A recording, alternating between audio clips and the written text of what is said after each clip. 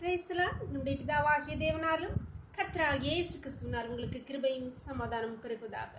நாளிலும் கூட நமக்கு ஜீவனை தந்ததும் அல்லாமல் தயையும் பாராட்டு நல்லவா அவரை துதிக்கலாமா?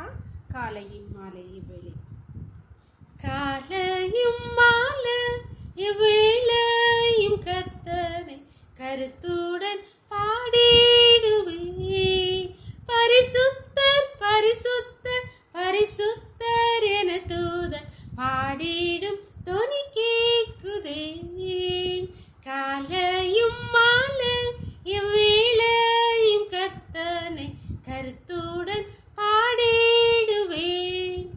எந்த முகத்தை தேடுங்கள் என்று என் கர்த்தர் சொன்னதினாலே தம் முகத்தை தேடுவேனே.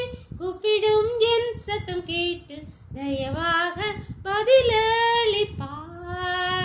காலையும் மாலையும் வேளையும் கர்த்தனை கருத்துடன் பாடிடுவேன். காலையும் மாலையும் வேளையும் கர்த்தனை கருத்துடன் பாடிடுவேன். வேத போது வாசிக்கலாமா? 1 ராஜாக்கள் 17வது அதிகாரம் 22வது வசனம். கர்த்தர் எலியாவின் சத்தத்தை கேட்டார். பிள்ளையனுடைய ஆத்மா அவனுள் திரும்பி வந்தது, அவன் பிழைத்தான். எலியாவை குறித்து சொல்லப்பட்டிருக்கு. எலியா நம்மை போல பாடுள்ள மனுஷனா இருந்தாலும் அவன் கர்த்தாய் விண்ணப்பம் பண்ணின போது கர்த்தர் அவன் சத்தத்தை கேட்டார். இங்கேயும் அதுதான் சொல்லப்பட்டிருக்கு. கர்த்தர் எலியாவின் சத்தத்தை கேட்டார். அப்பொழுது பிள்ளையுடைய ஆத்மா அவனுக்குள் திரும்பி வந்தது.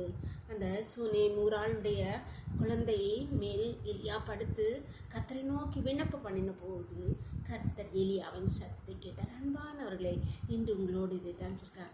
என் சத்தத்தை கேட்கவில்லையே ஆண்டவன், நான் என்னெல்லாம் கேட்டுட்டு இருக்கேன், ஒன்று கூட எனக்கு தரலையே அப்படின்னு யாராவது கவலைப்பட்டு இருக்கீங்களா?